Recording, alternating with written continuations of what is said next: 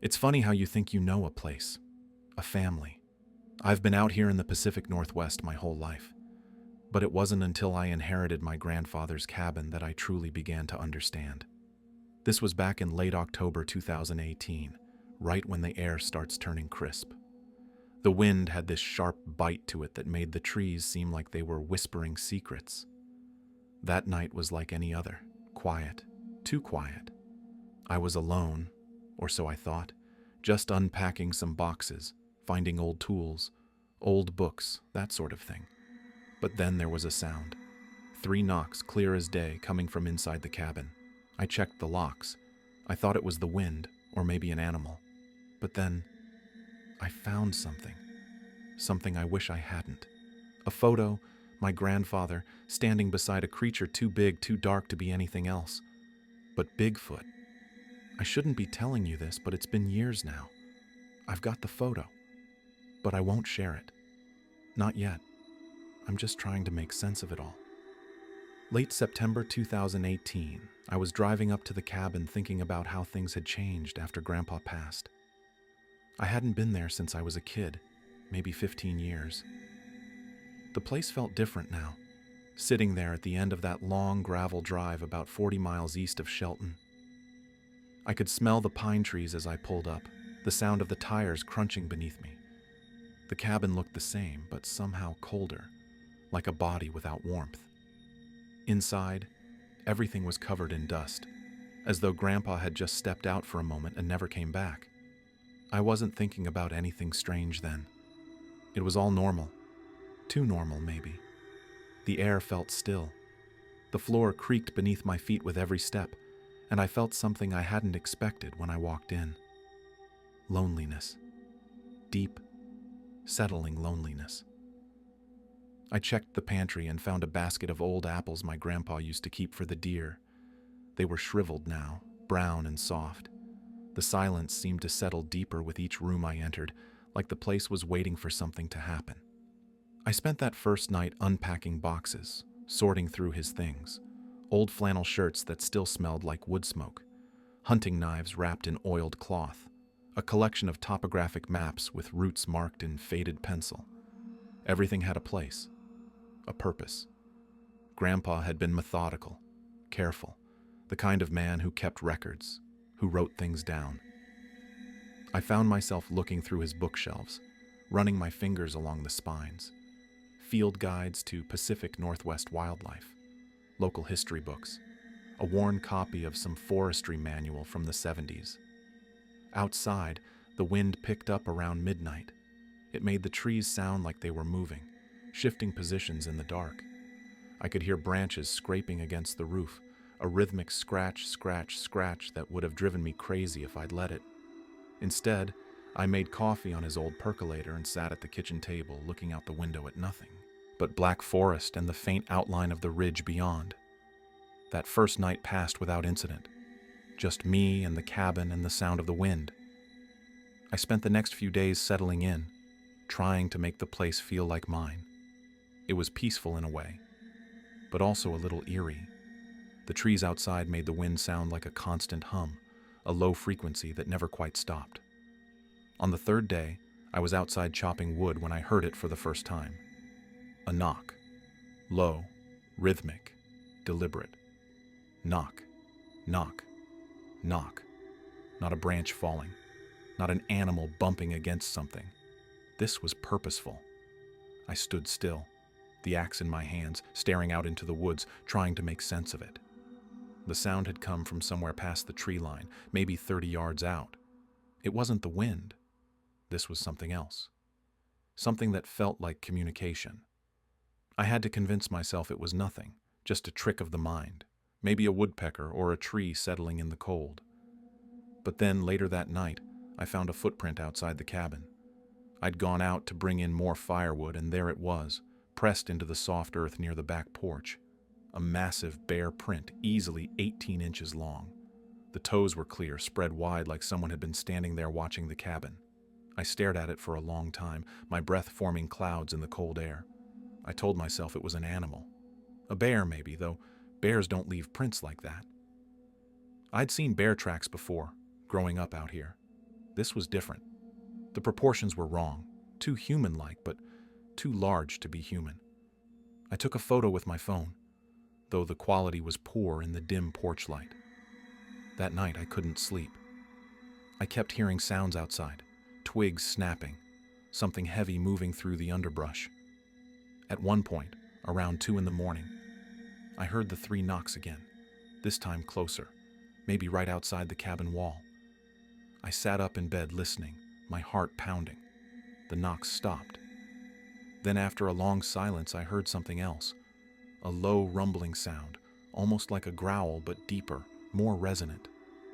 I turned on every light in the cabin. I checked the locks on the doors and windows. Everything was secure, but even then, I felt the hairs on the back of my neck stand up. Something was out there, and whatever it was, it knew I was here. The next morning, I went to the back shed to look for tools. The door was slightly ajar, which was strange because I'd closed it the day before. Inside, everything seemed normal at first. Shovels, rakes, old cans of paint and turpentine. But then I found something tucked on a shelf behind a toolbox. An old journal, leather-bound and worn. My grandfather's handwriting on the first page, dated 1987. I flipped through it standing there in the shed. Notes about weather patterns, animal sightings, repairs needed on the cabin. Ordinary things. But then I found something that made me pause, made my breath catch. A drawing, crude but clear.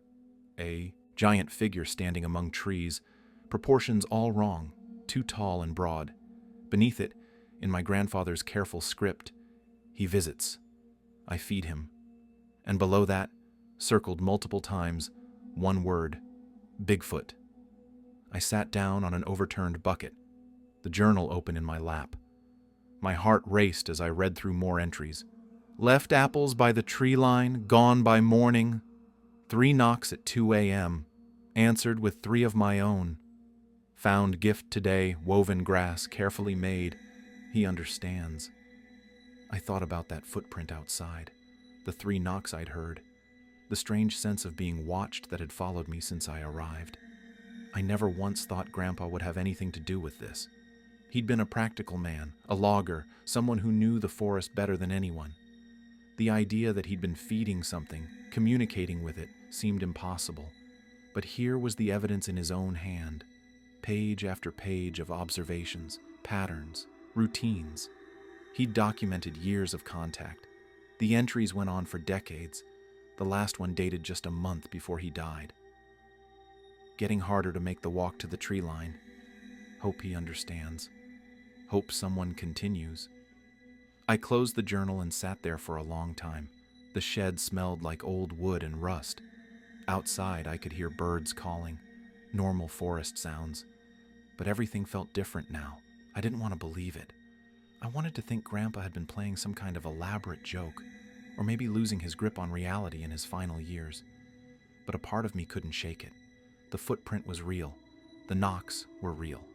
And now I had his journal, telling me exactly what was happening. My grandfather had been feeding Bigfoot, and now that I was here, it wanted to know what I was going to do. Over the next week, things got stranger. The knocks came every night now, always 3, sharp and deliberate, followed by the sound of something big moving around the perimeter of the cabin. I started keeping a log just like Grandpa had. The first knock usually came around 1:30 a.m., then silence for maybe 20 minutes, then 3 more knocks from a different location, like it was circling the place. I checked the windows constantly, never saw anything, just darkness and trees. But the feeling of being watched never left. During the day, I started finding more strange things. Torn pages from Grandpa's journal scattered in the woods, though I'd kept the journal inside. Old food scraps arranged in neat piles near the tree line. Someone or something had been here, going through his things, looking for something.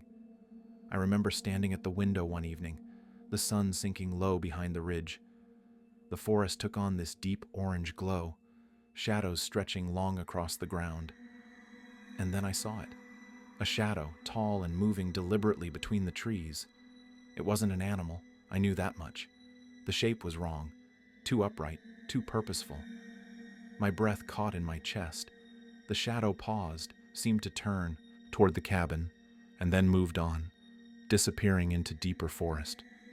I quickly shut the blinds. My hands were shaking. I couldn't explain it, couldn't rationalize it away anymore. This was what Grandpa had been documenting. This was what had been visiting him for 30 years. And now it was visiting me. That night I left a basket of apples by the tree line, just like Grandpa's journal had described. I felt ridiculous doing it, like I was participating in some kind of ritual I didn't understand. But I did it anyway. In the morning, the apples were gone. In their place, 3 stones stacked carefully on top of each other. A reply, an acknowledgement. I stood there staring at those stones for a long time. This wasn't random animal behavior. This was communication, intelligence. I thought about calling someone, the sheriff maybe, or the forestry service. But what would I say? That something was taking apples and leaving stones? That I heard knocks at night? They'd think I'd lost my mind. So I kept quiet. I started leaving food every evening. Apples, bread, sometimes dried meat from Grandpa's pantry. Every morning it was gone, replaced by gifts, smooth river stones, woven grass. Once, a bird feather carefully placed on the porch rail. We were building something, though I didn't know what. A relationship, a trust, maybe continuing what Grandpa had started. The cabin felt different now, less like a prison, more like an outpost. I started checking the locks more out of habit than fear, though the dread never fully left. One afternoon, I decided to investigate the woods behind the cabin more thoroughly. I followed a trail that felt too deliberate to be natural, too well-maintained. Branches had been broken back at specific heights, creating a path. The forest was always alive with sound during the day, the rustling of leaves, the chirping of birds, squirrels chattering in the canopy. But as I followed this trail deeper, the sounds changed, grew quieter. Eventually, I reached a point where there was no sound at all. Absolute silence. Even the wind seemed to stop. I found more stacked rocks, these ones larger, arranged in a circle. Inside the circle, a pile of moss-covered stones wrapped in some kind of twisted bark rope. It looked ancient, like it had been there for years. This wasn't just recent activity. This was a place that had been used over and over, a meeting point maybe. I knelt down and examined the arrangement without touching it. The craftsmanship was careful, intentional. Someone had spent time here, creating this. The silence pressed in on me. I felt watched again, but differently this time. Not threatening, just aware. I stood slowly and backed away from the circle, keeping my eyes on the trees. I didn't see anything, but I felt it. Presence, attention. I turned and walked back toward the cabin, not running but moving with purpose. That night, the knocks came earlier than usual. Around 10 p.m., while I was still awake. 3 knocks on the back wall of the cabin, loud enough to make me jump. I waited. Silence. Then 3 more knocks on the side wall. Then the front. It was circling the cabin, announcing itself, making its presence known. I did something I hadn't done before. I walked to the door and knocked back. 3 times, matching the rhythm. The forest went completely silent. I stood there with my hand against the door, feeling like I'd just crossed some invisible line. Then, from somewhere out in the darkness, a low rumbling sound. Not a growl, not quite. Something between a hum and a vocalization. It lasted maybe 5 seconds and then stopped. I stepped back from the door, my heart pounding. What had I just done? What had Grandpa been doing all those years? This wasn't just leaving food for wildlife. This was conversation. This was relationship. I thought about the journal entry. He understands. Maybe Grandpa had been right. Maybe this thing, this Bigfoot, because that's what it was. I couldn't deny it anymore. Maybe it understood more than I gave it credit for. Maybe the knocks weren't just random noise. Maybe they meant something. And maybe by knocking back, I'd just said hello. That night, I didn't sleep. I sat in Grandpa's old chair by the window watching the tree line. The moon was nearly full, casting everything in silver light. Around 2 a.m., I saw movement. Not a shadow this time, but an actual figure moving between the trees. Tall, covered in dark fur, walking upright with a gait that was almost human but not quite. It moved with confidence, with purpose, stopping occasionally to look toward the cabin. I didn't move, barely breathed. I just watched as it approached the tree line, stopping maybe 50 yards out. It stood there for a long time, and I had the distinct impression it was watching me back. We stayed like that, predator and prey, but unsure who was which, until finally it turned and disappeared back into the forest. The next morning, I went through more of Grandpa's things. I found boxes in the closet I hadn't opened yet. Inside one of them, photographs. Dozens of them, spanning decades. Most were normal, Grandpa with friends, hunting trips, family gatherings. But then I found one that made my blood run cold. Grandpa sitting at his kitchen table, smiling at the camera. And behind him, visible through the window, a face. Large, dark, covered in fur. The features were unclear, the photo slightly out of focus, but the shape was unmistakable. This thing had been comfortable enough to approach the cabin in daylight, comfortable enough to be near the windows while Grandpa was inside. I couldn't stop looking at the photo. A chill ran down my spine as I realized what this meant. My grandfather hadn't just been feeding it from a distance. He'd welcomed it close enough to look through windows, close enough to be part of his daily life. I thought of the food scraps I'd found, the strange gifts, the 3 knocks. This pattern had been established over decades. I found more photos, one showing massive handprints on the cabin wall, another of woven grass baskets filled with berries, and this one I almost couldn't process, showing Grandpa and the creature standing together near the tree line, both visible though the creature was partially obscured by shadow. Grandpa's posture was relaxed, friendly even, like he was standing next to an old neighbor.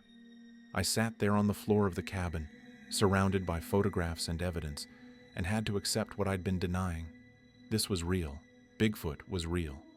And my grandfather had known it, documented it, built a relationship with it over 30 years. The question now was, what did it want from me? Was I supposed to continue what Grandpa had started? Was that why it kept coming around, leaving gifts, making its presence known? The journal had said, hope someone continues. Maybe that someone was me. Maybe by inheriting this cabin, I'd inherited something else too. A responsibility, a bond, a secret that couldn't be shared with anyone who wouldn't understand. I made a decision that night. I would continue what Grandpa started, at least for a while. At least until I understood what this was. I left food by the tree line as usual, but this time I added something else, a note, written on a page torn from Grandpa's journal. Simple words, I'm not him, but I'm trying. In the morning, the food was gone. The note remained, held down by a smooth river stone. Underneath it, written in the dirt with what looked like a large finger, was a symbol. A circle with 3 lines coming from the top. I had no idea what it meant, but the intentionality was clear. Communication was happening. Real, deliberate communication. Over the next few days, I established a routine. Food at the tree line every evening. 3 knocks on my door at 10 p.m. to let it know the food was there. And every morning the food gone and a gift left behind. We were building something. This creature and me. Trust, maybe. Understanding, at least. The smell became familiar now. That musky, wet fur odor that had terrified me at first. Now it just meant presence, meant the creature was near. I stopped jumping when I caught it on the wind, started to find it almost comforting, in a strange way, like knowing a guard dog was outside, watching over the place. I started reading through more of Grandpa's journal. The entries got more detailed in the later years. He'd given it a name, or maybe it had told him its name. He wrote it phonetically. Tal. Whether that was accurate or just Grandpa's interpretation, I didn't know. But he used it consistently. Tal came by today, left him venison. Tal seems agitated. Fire season coming. The journal revealed a relationship that was deeper than I'd imagined. Tal had warned Grandpa about a dead tree that later fell on the cabin's roof, had led him away from a mother bear with cubs once, had brought him medicinal plants when Grandpa was sick. This wasn't just feeding an animal. This was friendship, reciprocal and real. I thought about the isolation of this place. Grandpa had lived alone after Grandma died, 40 miles from town, no close neighbors. Maybe Tal had been his companion in a way. Maybe they'd needed each other, human and Bigfoot, both alone in the forest. One entry from 2015 struck me hard. Told Tal about my grandson today. Showed him the photo I keep on the mantle. Think he understood family. He brought me something, a carved stone, smooth, shaped like a bird, keeping it forever. I searched the cabin and found that stone in Grandpa's dresser drawer. I held it in my hand, feeling the weight of it, the careful shaping, a gift between friends. And now I understood. This wasn't about property or territory. This was about loss. Tal had lost Grandpa, and now it was trying to figure out who I was, whether I would be friend or threat. That night I left the carved stone by the tree line with the food.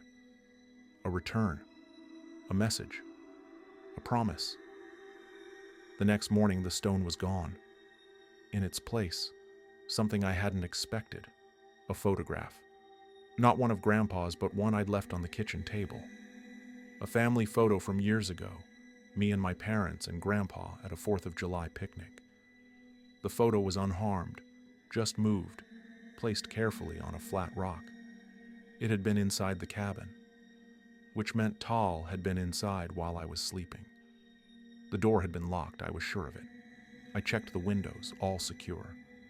The only explanation was that Grandpa had given it a way in, or it knew ways through the old cabin that I didn't.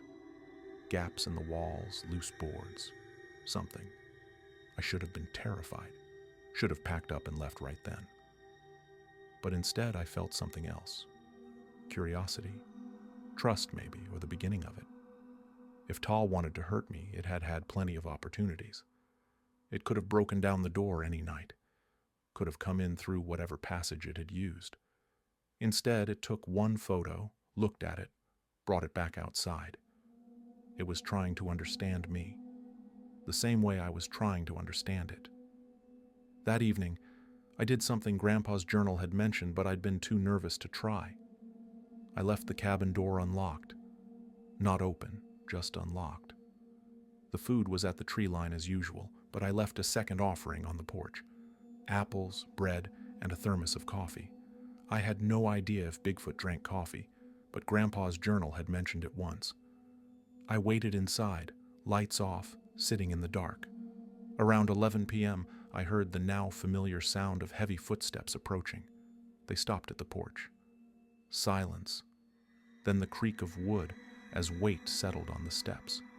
I could smell it now, that wet fur musk filling the cabin. My heart was pounding so hard, I thought it might hear it. The door opened slowly. Just a crack at first, then wider. A large hand, covered in dark hair, reached in and took the thermos. The door closed. Footsteps retreated. I sat there in the dark, barely breathing, processing what had just happened. It had trusted me enough to approach, had taken what I offered. This was contact, real contact, the kind Grandpa must have experienced dozens of times. I didn't sleep that night either. Around 3 a.m., the thermos was returned, left on the porch, empty.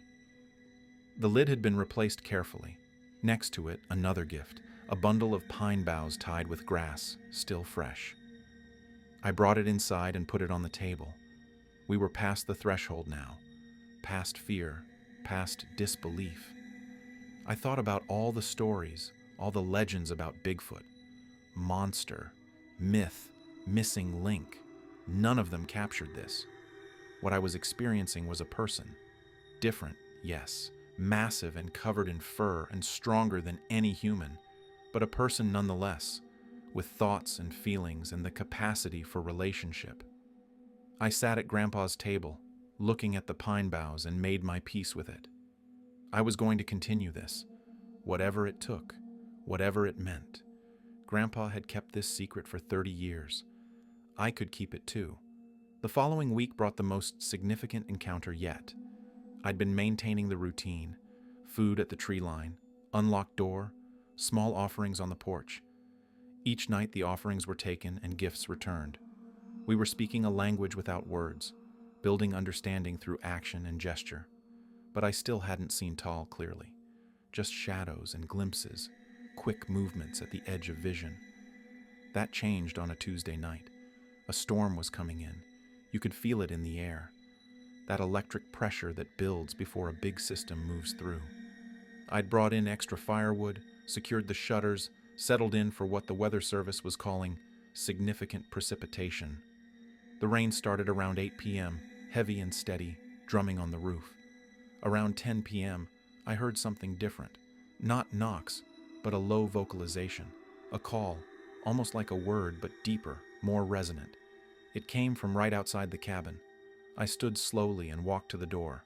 The call came again. This time I recognized it as distress. Something was wrong. I grabbed Grandpa's old spotlight and opened the door. The rain hit me immediately, cold and heavy. I swept the light across the clearing and froze. Tal was there, standing in the open maybe 20 feet from the porch. But it wasn't alone. Clutched against its chest, wrapped in what looked like cedar bark, was something small, a young one, its offspring. The little one was making high-pitched sounds, clearly in pain or sick. Tal looked at me, its eyes catching the spotlight, reflecting yellow-green. The expression on its face, I couldn't call it anything else, was desperate, pleading. It needed help. I didn't think. I just acted. "Bring it inside," I called over the rain. "It's okay. Come in." Tal hesitated for a long moment. Then it moved toward the porch, ducking its head to fit through the doorway. Inside the cabin, standing at full height, it nearly touched the ceiling. It had to be 8 feet tall, maybe more. The smell was overwhelming, wet fur and musk and something else, something wild I couldn't name. But I focused on the young one. Tal knelt down, still holding it carefully, and I could see the problem. Its leg was injured, twisted at an unnatural angle. Broken, probably. The little one couldn't have been more than 3 feet tall, covered in lighter brown fur, its face more human-like than I expected. I grabbed Grandpa's first aid kit. I'd done some wilderness first aid training years ago, enough to stabilize a broken limb. "I need to splint this," I said, talking to Tal directly now. "It's going to hurt at first, but it'll help. Do you understand?" Tal made a low rumbling sound, not threatening, more like acknowledgement. It adjusted its grip, holding the young one still.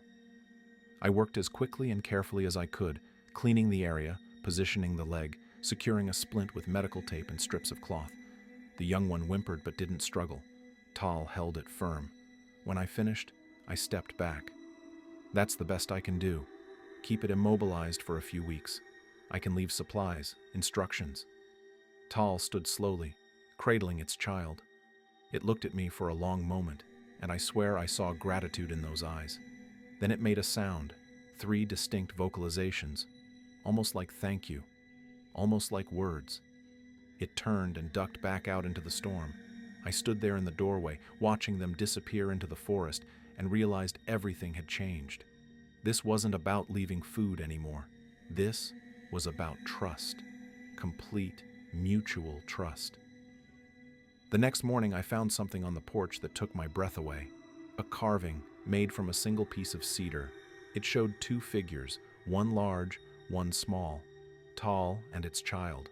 Next to them, a third figure, clearly human. Me. We were standing together, hands almost touching. This was art. This was communication beyond anything I'd imagined. This was Bigfoot showing me that I mattered, that what I'd done had meaning. I brought the carving inside and placed it on the mantel next to Grandpa's photos. Over the next few days, I saw them regularly. Tal would bring the young one to the tree line, let me check the leg, accept the food I offered. I started bringing medical supplies each time: clean bandages, antiseptic, pain medication from my own medicine cabinet. I didn't know if ibuprofen worked on Bigfoot, but Tal accepted it, so maybe Grandpa had established that too. The young one started to recognize me, would make soft chirping sounds when I approached, almost friendly. Tal remained cautious but present, watching every interaction.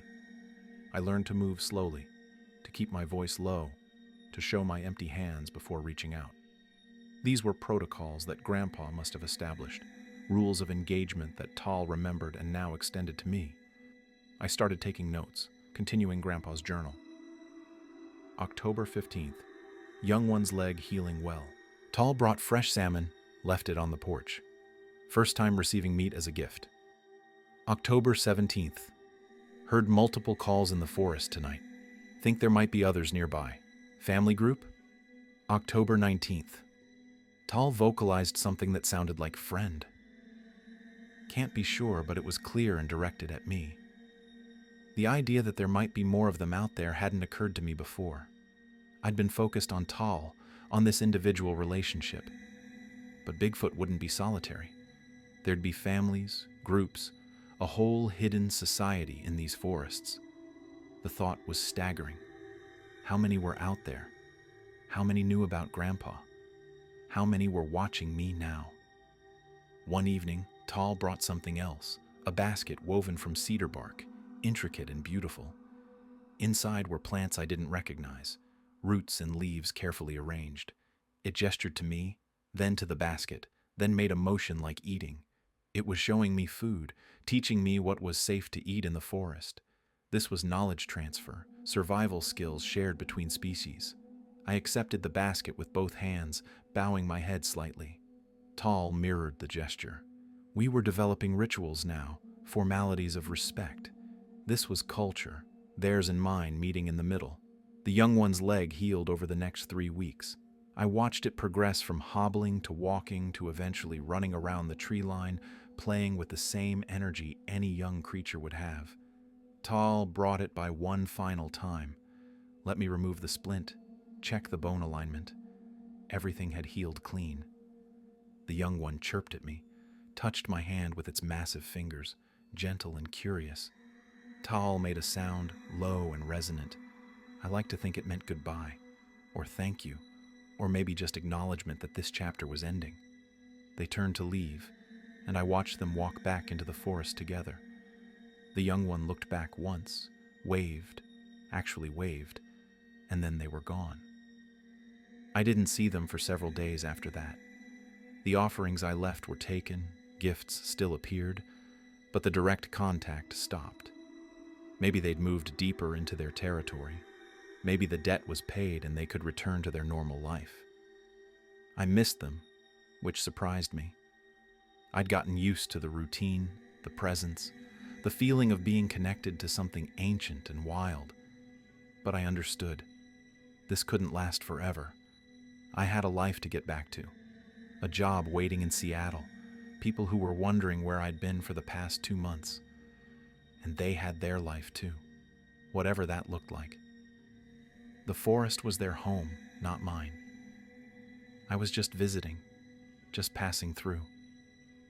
I spent my last week at the cabin organizing everything.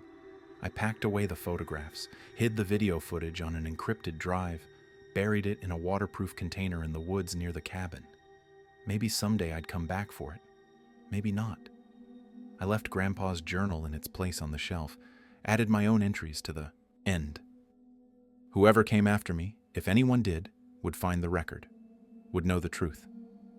On my final night, I left the best offering I could manage: fresh salmon I'd driven to town to buy, apples from the organic market, a new thermos filled with coffee, and a note. Thank you.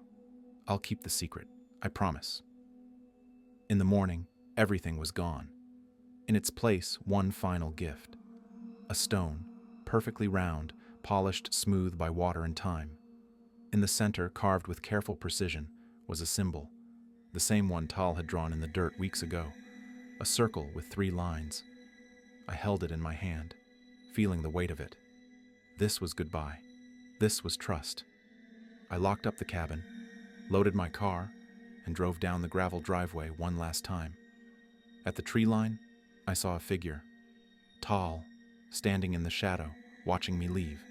We looked at each other across the distance. I raised my hand. It raised its hand in return, and then I drove away. Years have passed since I left that cabin. 5 years now, maybe 6. I've moved 3 times, changed jobs, started and ended relationships. Normal life, or as normal as it can be when you're carrying around a secret like mine. I still think about it, though. About them. About Tal and the young one and that hidden family in the forest.